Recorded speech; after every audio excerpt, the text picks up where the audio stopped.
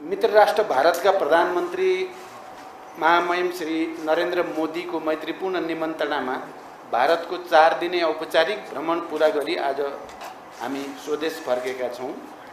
भ्रमण का अवसर में भएका द्विपक्षीय भेटघाट एवं कार्यक्रमहरूका बारेमा परराष्ट्र मन्त्रालय र नेपाली राजदूतावास नयाँ दिल्लीबाट जारी प्रेस विज्ञप्ति र भ्रमण दलमा रहेका सञ्चारकर्मी मित्रहरूबाट सम्प्रेषित समाचार मार्फत यहाँहरूलाई अवगत नै छ भन्ने म ठान्दछु। भ्रमणका दौरानमा भारतका महामहिम राष्ट्रपति श्रीमती द्रौपदी मुर्मू, उपराष्ट्रपति श्री जगदीप धनखडसँग मैले शिष्टाचार भेट गरेँ। भेटका क्रममा नेपाल भारत बीचको पुरानो र घनिष्ठ सम्बन्धलाई आगामी दिनमा अझ बलियो बनाउने बारे छलफल भए। भ्रमणको महत्त्वपूर्ण पक्षको रूपमा भारतीय प्रधानमन्त्री महामहिम श्री नरेंद्र मोदीसँग नयाँ दिल्ली स्थित हैदराबाद हाउसमा भएको द्विपक्षीय भेटवार्ता रह्यो।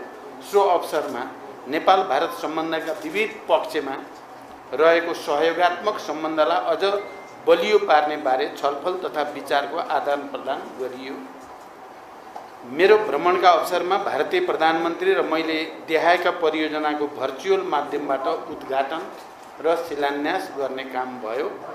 एक कुर्था बिजलपुरा रेल मार्गको हस्तान्तरण, 2 भारतको जोगबनीदेखि नेपालको विराटनगर कस्टम्स यार्डसम्म कार्गो रेल सेवाको सञ्चालन, भैरवा सुनौली स्थित एकीकृत जाँच चौकीको शिलान्यास, नेपालगञ्ज रूपेडिया स्थित एकीकृत जाँच चौकीको उद्घाटन, मोतिहारी अम्लेखगञ्ज पेट्रोलियम पाइपलाइनको दोस्रो चरणको निर्माण कार्यको शिलान्यास, बुटोल गोरखपुर 400 केबी अन्तर्देशीय प्रसारण लाइनको शिलान्यास। यसै भ्रमणका अवसरमा देखाएका 7वटा दस्तावेजमा हस्ताक्षर र आदान प्रदान भएको छ। 1 नेपाल भारत पारवहन सन्धि, 2 पेट्रोलियम पूर्वाधार निर्माण सम्बन्धी समझदारी पत्र, 3 दोधारा चाँदनीमा एकीकृत जाँच चौकी तथा सुक्खा बन्दरगाहको निर्माण सम्बन्धमा समझदारी पत्र, 4 फुकोट कर्णाली 480 मेगावाट जलविद्युत परियोजना विकास सम्बन्धी समझदारी पत्र, 5 तल्लो अरुण 669 मेगावाट जलविद्युत परियोजना सम्बन्धी परियोजना विकास सम्झौता, 6 नेपालको नेशनल क्लियरिङ हाउस लिमिटेड र भारतको national payment company India limited बीच सीमापार विद्युतीय भुक्तानी सम्बन्धी समझदारी पत्र, 7 नेपालको परराष्ट्र मामिला अध्ययन प्रतिष्ठान र भारतको सुषमा स्वराज विदेश सेवा सञ्चालन बीच समझदारी पत्र, 7 त्यसका अतिरिक्त व्यापार, पारवाहन,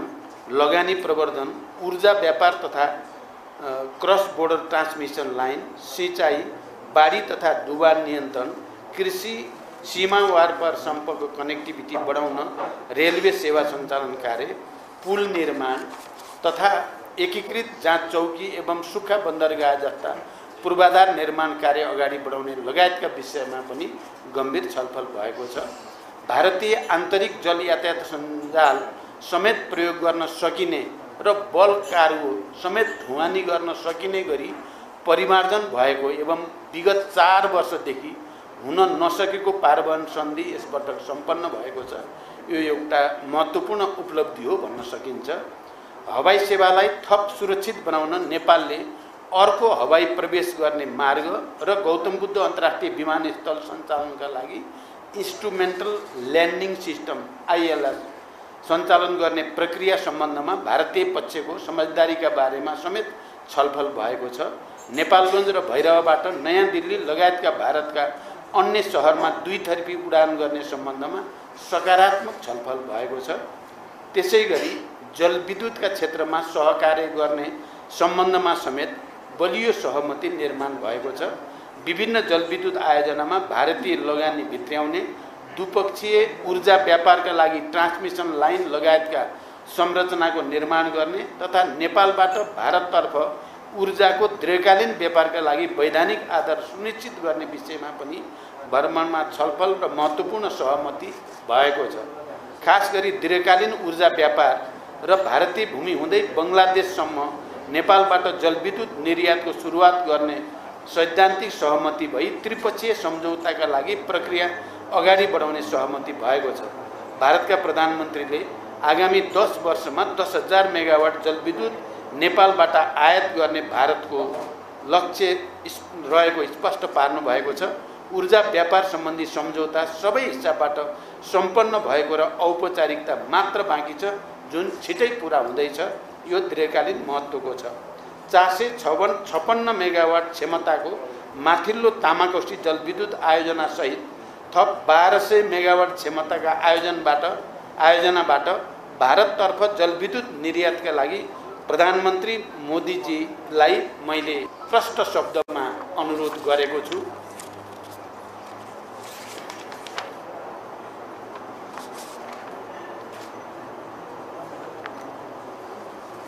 साथै नेपालमा निर्माणाधीन जलविद्युत, सडक जस्ता ठूला विकास निर्माण परियोजनाका लागि अति आवश्यक विस्फोटक पदार्थको सहज र सरल आपूर्तिका लागि प्रधानमन्त्री मोदीसँग सकारात्मक छलफल भएको छ। पञ्चेश्वर बहुउद्देश्यीय परियोजनाको शीघ्र कार्यान्वयनका लागि 3 महिनाभित्र विस्तृत परियोजना प्रतिवेदन DPR-लाई अन्तिम रूप दिने गरी द्विपक्षीय छलफललाई तीव्रता दिने सहमति भएको छ। वित्तीय प्रबन्धसहित दुई सरकारले DPR स्वीकृत गरेपछि त्यसको 1 वर्षभित्र कार्यान्वयनको ढाँचा टुङ्गो लगाउने सहमति भएको छ। नेपालतर्फका संरचनाहरूको तयारीको अवस्थाका आधारमा टनकपुर ब्यारेजबाट लिङ्क क्यानल मार्फत चरणबद्ध रूपमा नेपाललाई सिँचाइको लागि पानी उपलब्ध गराउने सहमति भएको छ। नेपाल भारत सीमावर्ती क्षेत्रमा बाढी र डुबानका समस्याका बारेमा पनि सकारात्मक छलफल भएको छ। मनसुन सुरु हुनु अघि नै बाढी र डुबान नियन्त्रण कार्यलाई प्रभावकारी बनाउन आवश्यक कदम चाल्नका लागि विद्यमान द्विपक्षीय संयन्त्रहरूलाई तत्काल सक्रिय बनाउन सम्बन्धित अधिकारीहरूलाई प्रधानमन्त्री मोदीजी र मैले निर्देशन दिइसकेका छौँ। त्यसैगरी नेपालभित्र थप विद्युत प्रसारण लाइन निर्माणका लागि एक्जिम ब्याङ्क इन्डियाबाट प्राप्त सहुलियतपूर्ण कर्जाको चौथो खण्डको रकम उपयोग गर्ने विषयमा प्रधानमन्त्री मोदीजी सहमत हुनुभएको छ। भारतको अनुदान सहयोगमा मोतिहारी अम्लेखगञ्ज पेट्रोलियम पाइपलाइन चितवनसम्म विस्तार गर्ने र सिलगढीदेखि झापाको चारालीसम्म नयाँ क्रस बोर्डर पेट्रोलियम पाइपलाइन निर्माण गर्ने विषयमा पनि दुवै पक्षबीच सहमति भएको छ। महाकाली नदीमाथि शीर्ष परशुराम धाम, पूर्णागिरी माई तथा झुलाघाटमा भारत सरकारको अनुदान सहयोगमा पक्की पुल निर्माण गर्ने सहमति भएको छ। भारत सरकारको अनुदान सहयोगमा रामायण सर्किट अन्तर्गतका परियोजना GP Koirala institute of health science र सुदूरपश्चिममा Nepal institute of technology Kailali र चितवनमा अन्तर्राष्ट्रिय स्तरको क्रिकेट मैदानको निर्माण कार्य अगाडि बढाउने बारे पनि सकारात्मक छलफल भएको छ। साथै कृषि क्षेत्रमा क्षमता अभिवृद्धि गर्ने, अर्ग्यानिक खेती, प्राकृतिक कृषि प्रणाली, नानो फर्टिलाइजर जस्ता विषयमा आपसी सहयोग विस्तार, मलको सहज आपूर्ति, नगदे बाली र चौपायाको नस्ल सुधारका लागि सहायता लगायतका विषयमा समेत छलफल भएको छ। नेपाली र भारतीय कम्पनीको संयुक्त लगानीमा नेपालमा रासायनिक मल कारखानाको सम्भाव्यता एवं बजारको सुनिश्चितताका बारेमा पनि छलफल गरेका छौँ र भारतीय बजारमा नेपालका कृषिजन्य उत्पादन र प्राथमिक वस्तुहरूको निर्यात सहजीकरणका लागि पनि भारतीय प्रधानमन्त्रीसँग यो पटक निकै सकारात्मक कुराकानी भएको छ।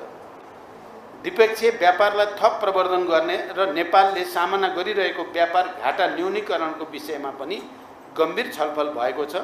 द्विपक्षीय व्यापारलाई अझ सहज बनाउन नेपाल भारत वाणिज्य सन्धिको पुनरावलोकन गर्न र व्यापार सम्बन्धी अन्य विषयलाई सम्बोधन गर्न वाणिज्य सचिव स्तरीय विद्यमान द्विपक्षीय संयन्त्रलाई सक्रिय बनाएर कार्य गर्ने निर्देशन दुवै प्रधानमन्त्रीले दिइसकेका छौँ। व्यापार सहजीकरणका लागि प्रयोगशालाहरूले जारी गर्ने प्रमाणपत्रको म्युचुअल रिकग्निसन र एक्रेडिटेसन सम्बन्धी कार्यलाई अभ्यासमा उतार्ने गरी द्विपक्षीय समझदारी पत्रलाई टुङ्गोमा पुर्याउने सहमति भएको छ। नेपाली जुटमा लगाइएको महसुल काउन्टर भेलिङ ड्युटी हटाउन समेत भारतीय प्रधानमन्त्रीसँग सकारात्मक कुरा भएको छ। भेटवार्ताका क्रममा सीमा सम्बन्धी विषयहरूको पनि गम्भीर कुराकानी भएको छ। सीमा सम्बन्धी विषयलाई स्थापित कूटनैतिक संयन्त्रहरू मार्फत समाधान गर्न भारतका प्रधानमन्त्रीलाई मैले गम्भीर रूपले आग्रह गरेको छु। यहाँहरूलाई थाहा नै छ, प्रधानमन्त्री मोदी स्वयंले पनि प्रेस मिटको अवसरमा यो भ्रमणले सिर्जना गरेको सौहार्दपूर्ण वातावरणको मर्म अनुरूप सीमा लगायत थाती रहेका सबै समस्या समाधान गरिनेछ भन्ने भावना स्पष्ट ढङ्गले व्यक्त गर्नुभएको छ। धेरै समयपछि भारतीय प्रधानमन्त्रीबाट सीमा सम्बन्धमा आएको यो सकारात्मक अभिव्यक्तिबाट हामी उत्साहित भएका छौँ। साथै भारत भ्रमणका अवसरमा नेपाल र भारतका निजी क्षेत्रका छाता सङ्गठनहरू नेपाल उद्योग वाणिज्य महासङ्घ FNCCI र भारतीय उद्योग परिसङ्घ CII द्वारा आयोजित नेपाल इन्डिया बिजनेस समिटलाई सम्बोधन गर्दै भारतीय लगानीकर्तालाई नेपालमा लगानीका लागि आह्वान गरिएको छ। भारत सरकारका वाणिज्य मन्त्री समेत उपस्थित उक्त कार्यक्रममा नेपालका निजी क्षेत्रका प्रतिनिधि तथा भारतीय व्यवसायी तथा लगानीकर्ताहरू बीच साझेदारी र लगानीका विषयमा गम्भीर अन्तर्क्रिया समेत भएको छ। नयाँ दिल्लीको द्विपक्षीय भेटवार्ता र अन्य औपचारिक कार्यक्रमहरूको समापनपछि मैले भारतको मध्य प्रदेशको इन्दौर र सांस्कृतिक सहर उज्जैनको भ्रमण समेत हामीबाट गरिएको छ।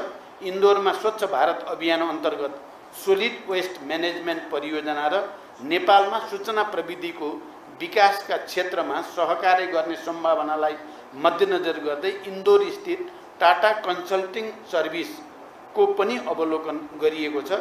छोटो समयमै कम लगानीमा प्रभावकारी ढङ्गले सञ्चालित इन्दौरको सोलिड वेस्ट म्यानेजमेन्ट सम्बन्धी अनुभव हाम्रा लागि पनि धेरै महत्त्वपूर्ण रहेको हामीले महसुस गरेका छौँ। मैले भारतका प्रधानमन्त्री महामहिम नरेन्द्र मोदीजीलाई नेपाल भ्रमणको निम्ता दिएको छु र भारतका प्रधानमन्त्रीले आफूले सन् 2014, 2018 र 2022मा नेपालको भ्रमण गरेको स्मरण गर्दै नेपालको भ्रमणलाई ठुलो महत्त्व दिएको र उपयुक्त समयमा भ्रमण गर्ने बताउनु भएको छ।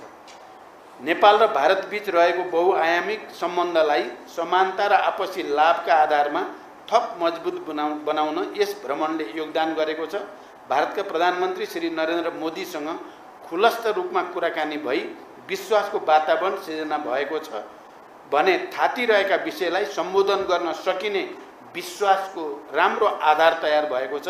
नयाँ आम निर्वाचन पश्चातको पहिलो विदेश भ्रमणको रूपमा रहेको यो भारत भ्रमण मैले विगतका भ्रमणभन्दा फरक पाएको छु। सारभूत रूपमा यो भ्रमण परिणाममुखी रहेको छ र भविष्यका लागि स्पष्ट मार्गदर्शन समेत गरेको छ। अन्त्यमा यस औपचारिक भ्रमणको अवधिमा भारत सरकारबाट प्राप्त आतिथ्यता एवं मध्य प्रदेश सरकार र जनताबाट प्राप्त न्यानो स्वागतका लागि भारतका प्रधानमन्त्री, भारत सरकार, मध्य प्रदेशका राज्यपाल, मुख्यमन्त्री एवं भारतीय जनताहरूप्रति हार्दिक धन्यवाद ज्ञापन गर्दछु। यस भ्रमणबारे समाचार सम्प्रेषण गर्नुहुने सबै सञ्चारकर्मी मित्रहरूलाई पनि म विशेष धन्यवाद ज्ञापन गर्दछु। धन्यवाद।